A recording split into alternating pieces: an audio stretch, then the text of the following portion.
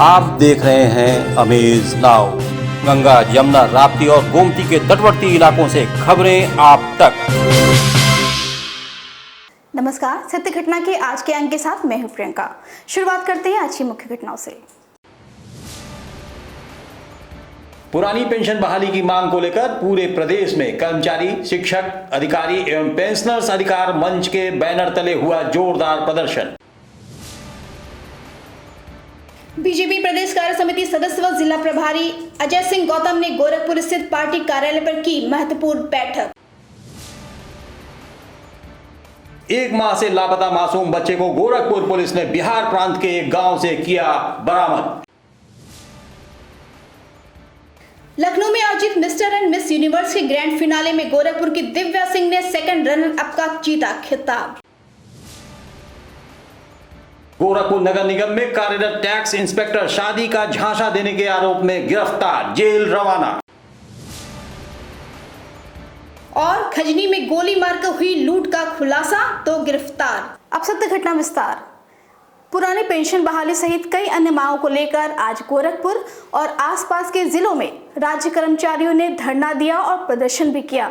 इस मौके पर बड़ी संख्या में कई जिलों के कर्मचारी मौजूद रहे। आपको बता दें कि पिछले काफी समय से राज्य कर्मचारी पुरानी पेंशन बहाली की मांग को लेकर आंदोलनरत हैं। प्रांतीय कार्यकारिणी के निर्देश पर आज कर्मचारी, शिक्षक, अधिकारी एवं पेंशनर्स अधिकार मंच द्वारा कलेक्ट्रेट परिसर में धरना प्रदर्शन किया गया। इस दौरान कर्मचारियों ने पुरानी पेंशन बहाली के साथ राज्य कर्मचारियों से संबंधित अन्य समस्याओं का समाधान होने तक आंदोलन जारी रखने का ऐलान भी किया। कलेक्ट्रेट परिसर में किए गए धरना प्रदर्शन के दौरान संगठन के अध्यक्ष राजेश दुबे ने बताया कि पिछले काफी समय से पुरानी पेंशन बहाली और राज्य कर्मचारियों की मांग को लेकर आंदोलन चलाया जा रहा है। फोटो डालिए और अपना आक्रोश भी लिखिए ताकि आपकी बात सोशल मीडिया के माध्यम से भी सरकार तक पहुंचे। जय शिक्षक, जय समाज,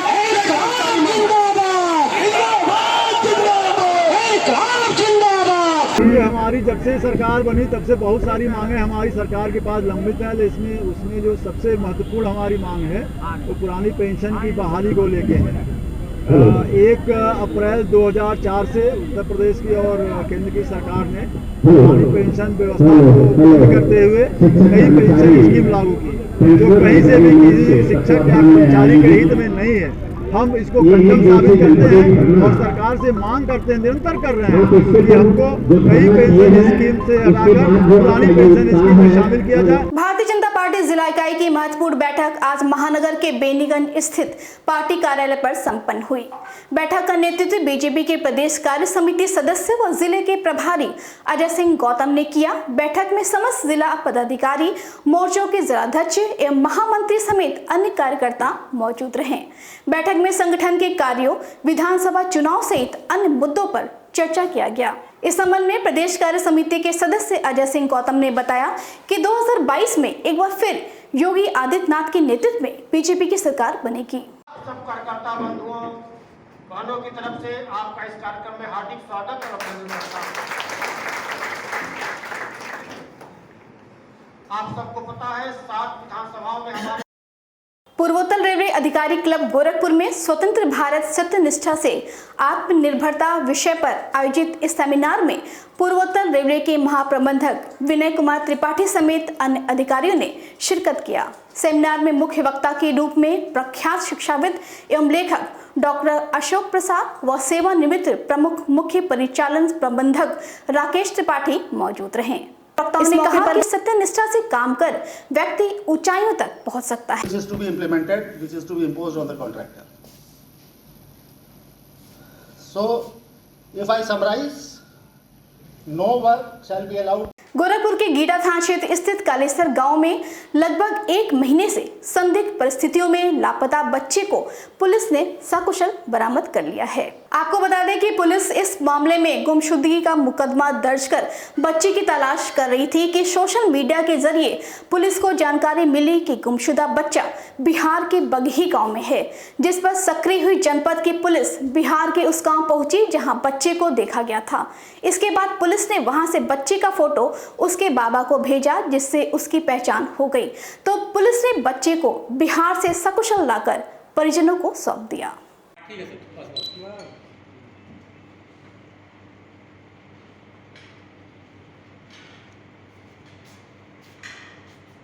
पड़ता है कालेसर। वहाँ से 1/9/2021 को एक अंश नाम का लड़का जिसकी उम्र करीब 10 वर्ष है वो गायब हो गया था। इसके संबंध में उसके दादा हैं रामप्रीत, इन्होंने थाना गीडा पर मुकदमा पंजीकृत कराया था और लगातार पुलिस उसको ढूंढने का प्रयास कर रही थी। सोशल मीडिया के माध्यम से इस बच्चे का बिहार में होने का पता चला था। उस फोटो को उसके दादा को दिखाया गया तो उन्होंने पहचाना कि ये उन्हीं का पोता अंश है और वहाँ पर टीम भेज करके उसकी सकुशल बरामदगी की गई, जो हम लोगों के पास है। बच्चे को उसके दादा के सुपुर्द कर दिया गया है और इससे लोग काफ़ी प्रसन्न है। और पुलिस प्लेनेट ग्रुप की तरफ से बीते 20 अक्टूबर को लखनऊ में मिस्टर एंड मिस यूनिवर्स के ग्रैंड फिनाले का आयोजन किया गया था, जिसमें गोरखपुर के रहने वाली दिव्या सिंह ने सेकंड रनअप का खिताब जीतकर गोरखपुर का नाम रोशन किया। इसी क्रम में आज एक कार्यक्रम के दौरान उन्होंने कहा कि उनका प्रयास होगा कि गोरखपुर शहर में छिपी हुई प्रतिभाओं को आगे लाया जाए। Category 1 is Alka Srivastava.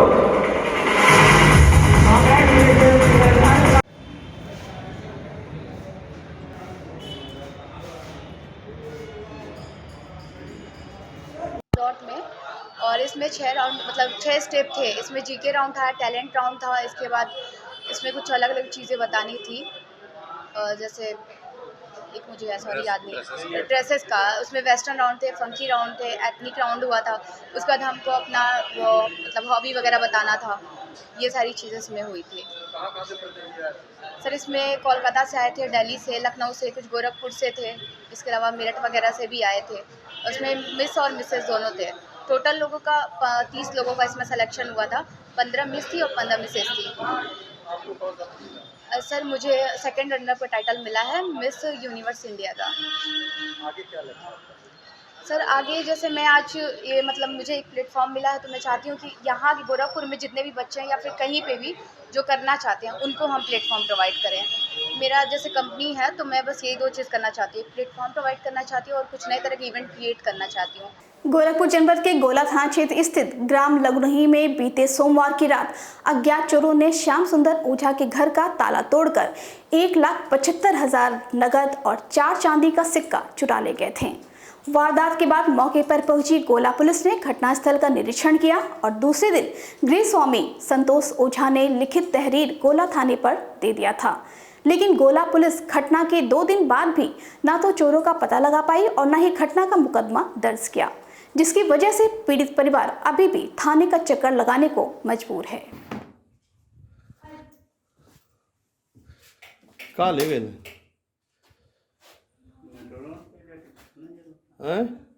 ये तो खुला ऐसा रहा।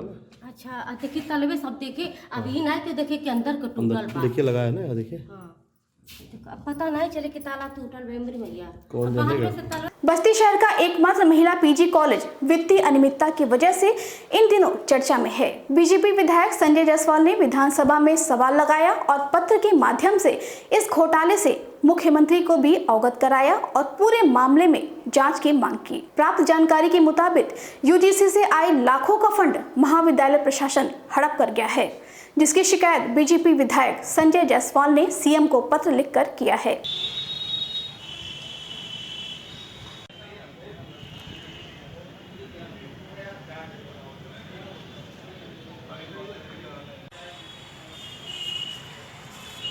की शिकायत थी, वहाँ पे जो भी शिकायत उस संदर्भ में हम लोगों ने माननीय मुख्यमंत्री को पत्र लिखा था और मुझे पूरा भरोसा है कि उस पर कार्रवाई होगी। इसमें विधानसभा में सवाल भी लगा था और सवाल के माध्यम से इस पर जांच चल रही है। जो दोषी हैं उन पर गबन का आरोप है और इसमें मुकदमा पंजीकृत होगा, उनसे रिकवरी होगी। सरकार का जो संपत्ति है, जो नुकसान है जिन लोगों ने किया है, वो सरकार अपना पैसा छोड़ेगी नहीं और मुझे निश्चित लगता है कि सरकार उनसे अपना पैसा वापस लेगी और उन पर कार्रवाई भी होगी। इसके साथ ही सामाजिक कार्यकर्ता शादाब अफसर ने भी यूजीसी सचिव नई दिल्ली से शिकायत कर जांच की मांग की है। ये यूजीसी का जो घोटाला हुआ है 29 लाख का, एक 22 लाख कुछ हज़ार का है, एक 6,90,000 समथिंग का है। इसका जो घोटाला हुआ है इसका समायोजन अभी तक नहीं किया गया है। 2009-10 में ये पैसा आया हुआ था और इस पैसे के लिए प्रिंसिपल से लेकर के और हमने निदेशालय तक सारी शिकायतें की, लेकिन अभी तक उसके लिए हमको कोई जवाब नहीं मिला है। बस ये तब मुझे पता चला जब ये प्रश्न उठाया गया विधानसभा में संजय प्रताप जायसवाल द्वारा कि ये 2290 और 6.5 लाख का घपला है। इसमें बिना कोटेशन के, बिना निविदा के जो भी काम हुआ है वो बिना कोटेशन, बिना निविदा के, जिससे कि मतलब स्थितियाँ थोड़ी सी गंभीर हो गई हैं और जांच वगैरह होना सुनिश्चित हुआ है। समाजवादी पार्टी के राष्ट्रीय अध्यक्ष अखिलेश यादव आज अपने संसदीय क्षेत्र आजमगढ़ जिले के सहदा में लैपटॉप वितरण कार्यक्रम में शिरकत करने पहुंचे। इस दौरान पूर्व मुख्यमंत्री अखिलेश यादव ने 138 मेधावियों को लैपटॉप वितरित किया। इस मौके पर उन्होंने भाजपा सरकार पर निशाना साधते हुए कहा कि पूर्वांचल एक्सप्रेसवे का डिवाइडर 12 मीटर का होता, लेकिन इसके बजट को कम करके इसे खराब कर दिया गया। सड़क पर चलो तो पेट व कमर में दर्द होता है। सपा सरकार बनते ही इसे फिर से बनाया जाएगा और आगरा एक्सप्रेसवे की तर्ज पर इसका उद्घाटन हवाई जहाज उतार कर किया जाएगा। उन्होंने कहा कि पहले हवाई चप्पल पहनने वालों को हवाई यात्रा का ख्वाब दिखाया गया और बाद में हवाई अड्डों को ही बेच दिया गया।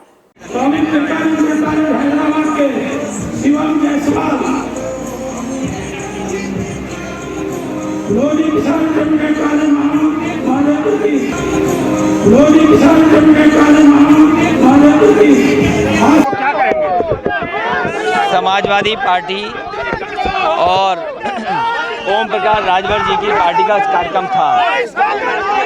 हल्दर के मैदान मऊ में ऐतिहासिक कार्यक्रम हुआ है और जिस तरीके से गठबंधन और साथ लड़ने का, साथ में मिलकर के आगे उत्तर प्रदेश को बचाने का काम होगा।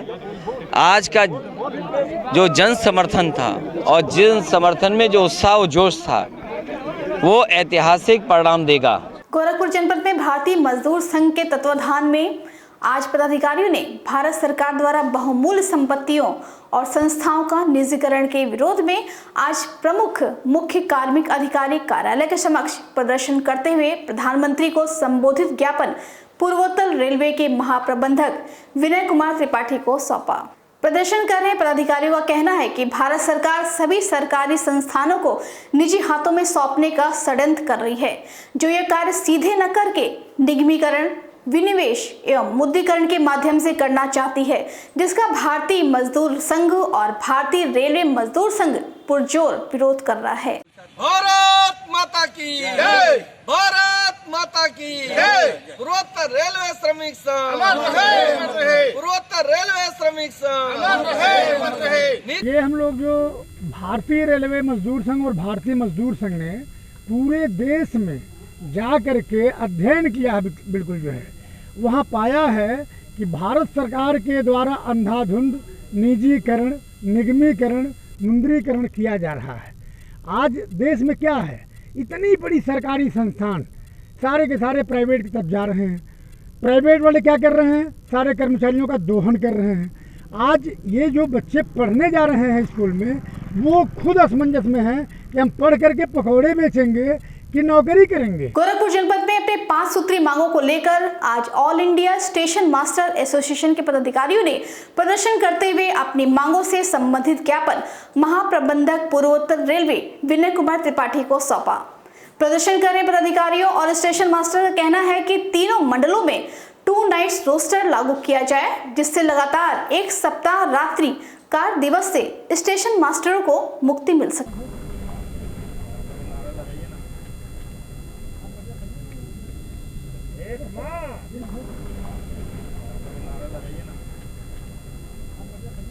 यहाँ ये पूरे जोन में NER में 2 नाइट रोस्टर, ये हमारी डिमांड है कि 2 नाइट रोस्टर लागू करने के लिए ये पूरे डिवीज़न में जो 7 नाइट लगातार हमको ड्यूटी करना पड़ता है, इसको समाप्त कर ये 2 नाइट रोस्टर। दूसरा हमारा डिमांड ये है, जितने रिक्त पद हैं उन्हें रिक्त पदों को भरने के लिए हमारे स्टेशन मास्टर बहुत सबसे ज़्यादा इज्जत नगर, वहाँ काफ़ी रिक्तियाँ हैं। बनारस डिवीज़न, लखनऊ डिवीज़न में कमोबेश वैसे रिक्तियाँ हैं, जिसकी वजह से अतिरिक्त हम लोगों को ड्यूटी करनी पड़ेगी। बिना रेस्ट नहीं मिल रहा है, छुट्टी नहीं मिल रही है। महानगर के के शाहपुर स्थित डॉक्टर्स कॉलोनी में यामिनी संस्कृति एवं सामाजिक संस्थान द्वारा एक नृत्य कार्यक्रम का आयोजन किया गया। इस कार्यक्रम में मुख्य अतिथि के रूप में लोक गायक राकेश श्रीवास्तव एवं संस्था की प्रबंधक सोनिका सिंह मौजूद रहीं। इस दौरान कई प्रतिभागियों ने प्रतिभाग करते हुए अपने नृत्य कौशल से कार्यक्रम में मौजूद दर्शकों और अतिथियों को मंत्रमुग्ध कर दिया।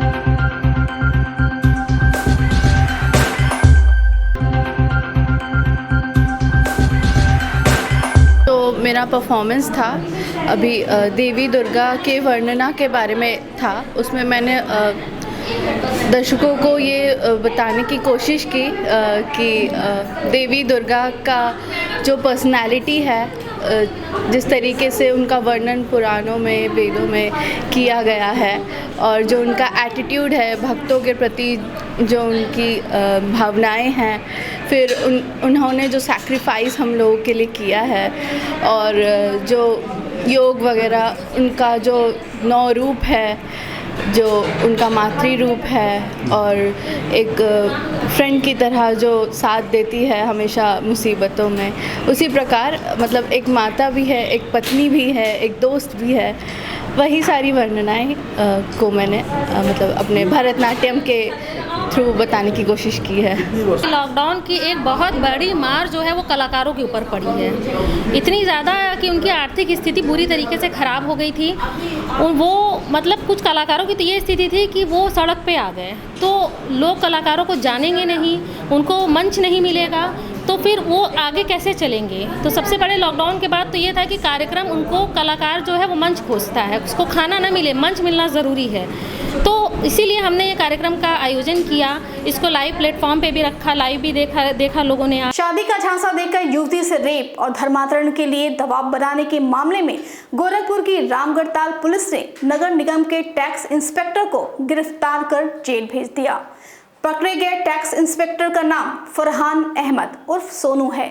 दरअसल रामगढ़ताल क्षेत्र की रहने वाली युवती ने पुलिस को दिए गए तहरीर में लिखा है कि फेसबुक के द्वारा उनकी दोस्ती नगर निगम के टैक्स इंस्पेक्टर फरहान से हुई।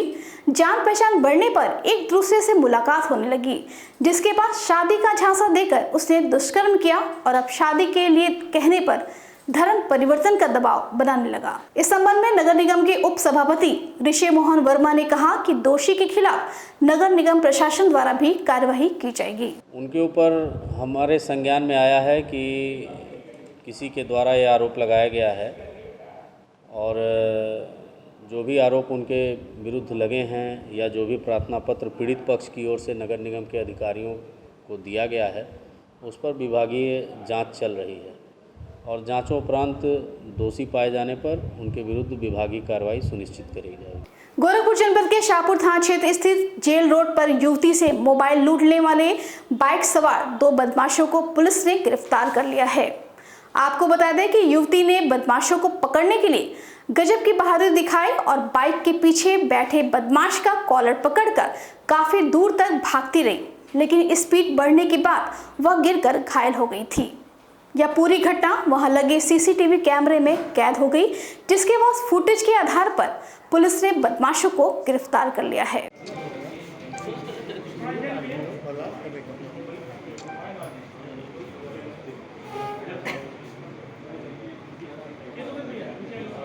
थाना शाहपुर में कुछ समय पूर्व एक लड़की से मोबाइल छीनने की घटना हुई थी, जिसमें कि दुर्घटना से लड़की को चोट भी आई थी और इसमें पुलिस ने कार्रवाई करते हुए बड़ी तत्परता से कार्रवाई की और इन लड़कों को महाराष्ट्र से गिरफ्तार किया है।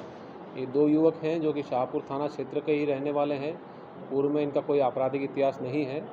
जब घटना घटित हुई तो पुलिस ने सीसीटीवी फुटेज के आधार पर इनकी शिनाख्त के लिए सभी टीमें लगाई थी और इसमें इन दोनों की शिनाख्त की गई और दोनों की शिनाख्त करने के पश्चात पुलिस लखनऊ में इनकी लोकेशन पाई गई, जहाँ पुलिस टीम लखनऊ गई।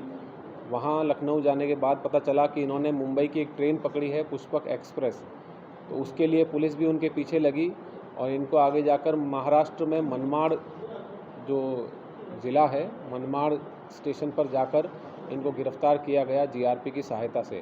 दीपावली पर्व को देखते हुए गोरखपुर में जिला प्रशासन और फूड विभाग की टीम ने मिलावटखोरों पर शिकंजा कसना शुरू कर दिया है। इसी क्रम में आज जिला प्रशासन एवं फूड विभाग की टीम ने महानगर के विभिन्न होटलों और रेस्टोरेंट में छापेमारी की और खाद्य पदार्थों का नमूना लेकर जांच के लिए भेज दिया। इस संबंध में अपर नगर मजिस्ट्रेट अंशुमान सिंह ने बताया कि दीपावली में मिलावटखोर सक्रिय न हो सके, इस दृष्टि से यह कार्रवाई की जा रही है।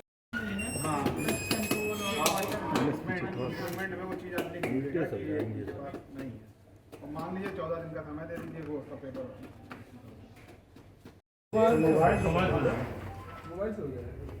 गवर्नमेंट आपको जिलाधिकारी महोदय जी के निर्देश पे आगामी त्यौहार को देखते हुए शहर में जो भी रेस्टोरेंट्स हैं, जैसे मिठाई की दुकानें हैं, उसमें खाद्य और पेय पदार्थों की गुणवत्ता और यहाँ के रेस्टोरेंट्स के जैसे हाइजीन और स्वच्छता के लिए हम लोग एक ये जांच कर रहे हैं, जिसमें प्रथम दृष्टया देखने पे लगता है कि कुछ कमियां हैं सर्टिफिकेट्स को लेके, जो सर्टिफिकेट्स हेल्थ के होने चाहिए या पेस्ट कंट्रोल के। तो इसके लिए हम अभी जब रिपोर्ट आएगी, ये सैंपल्स जा रहे हैं तो उस पर कार्रवाई करेंगे। गोरखपुर जनपद के खजनी थाना क्षेत्र स्थित छताई पुल के पास कपड़ा व्यापारी को गोली मारकर हुई लूट के मामले में पुलिस ने 2 बदमाशों को गिरफ्तार करने में सफलता प्राप्त की है।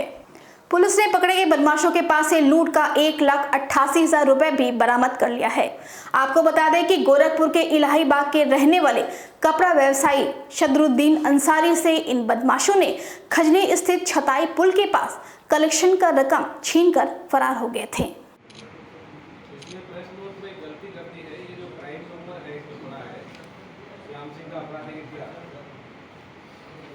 खजनी में 2 दिन पूर्व रात में एक व्यापारी को गोली मारकर लूट की गई थी, जिसमें कि पुलिस ने कार्रवाई करते हुए 2 युवकों को गिरफ्तार किया है। ये दोनों युवक बेलघाट थाना क्षेत्र के रहने वाले हैं और इनसे लूटी हुई रकम के 1,88,000 रुपये बरामद किए गए हैं।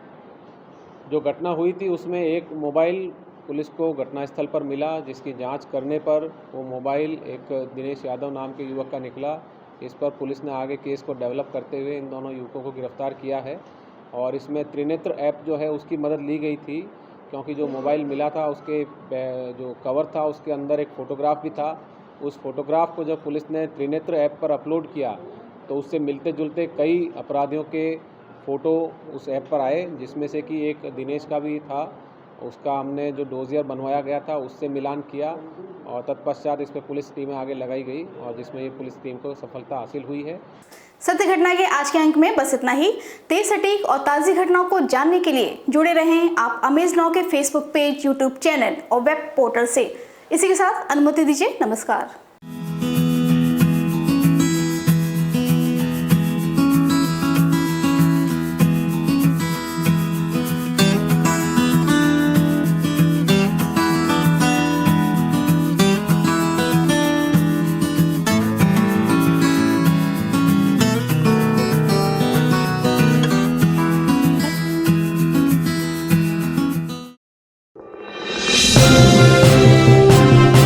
आप देख रहे हैं अमेज नाउ। गंगा, यमुना, राप्ती और गोमती के तटवर्ती इलाकों से खबरें आप तक।